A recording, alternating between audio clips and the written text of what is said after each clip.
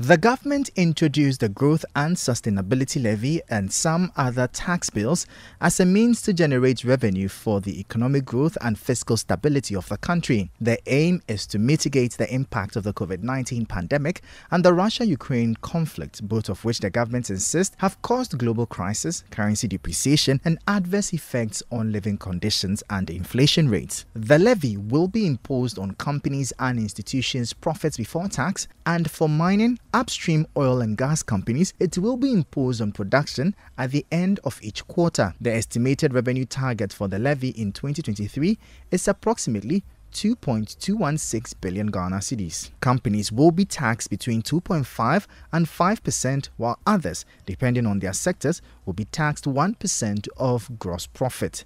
The local industry was very concerned with the proposal of the bill. That's a high cost on us. That's a high cost because we are barely coming out, surviving from last year, that we are now getting a new tax. Knowing that we have also, so I mentioned the RFO, we have also lost some benefit, or I would say some kind of subsidy on duty payment. Now we are fully paying it, and then this new levy coming out. I mean, the industry are suffocating. There will be a limit at how much we can no longer bear an extra taxes, and I think that new levy is really not what we can support. I mean, we cannot support it because we are barely surviving now. So any extra tax is on what? On our losses? And then how can we run the business? How can we ensure employment? Because we should also weigh the pros and cons. As much as they are trying to generate revenue, then they should look at employment. It's not just industries that were opposed to the passage of the bill. The Ghana Union of Traders Associations, GUTA, among others, kicked against all three bills, arguing that it would increase the cost of doing business. Yet, despite the stiff opposition, Parliament approved the bills and President Akufo-Addo is expected to sign it into law soon. However, there appears to be some legal consequences to this move by the government, particularly with some international businesses in the country. An aspect of which I read somewhere states that it disregards any existing stability clause. And I hope you find a way to correct it, because the stability clause is a legal binding document between the government of Ghana and the oil companies or the mining companies. And here, maybe I'm not a lawyer, so I think we need our legal brothers to come in about when you sign a stability clause to say you are going to be exempted for a certain period on any fiscal regime changes that come up, including any new taxes.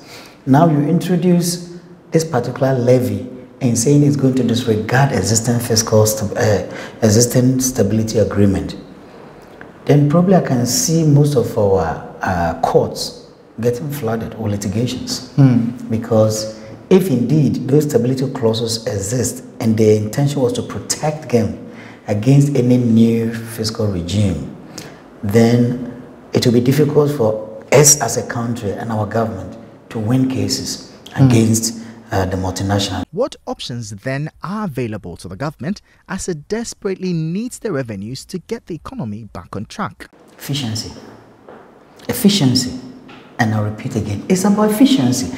You see, it's not about the number of taxes you introduce. And that's why I said, this growth and sustainability levy, we all appreciate that we are in a very, very difficult situation. Nobody is denying this fact. And the government definitely needs the revenue. We need the IMF quickly before things get out of hand. We appreciate it. But what happens with consultation? If government had consulted industry, if government had consulted the companies, I can bet you, I wouldn't have seen one company director saying no outright. They would definitely have come up with alternatives. A typical alternative could have been, okay, we're in difficult time, allow us to operate and then maybe increase our corporate taxes. Okay. So instead of taking the money before, you allow us to operate, and then at the end of the year, the mining sector and the petroleum companies already paying 35% corporation tax. So they could say, okay, allow us to operate. When we have declared a profit, we will give you 37%. You're going to add 2% more to it.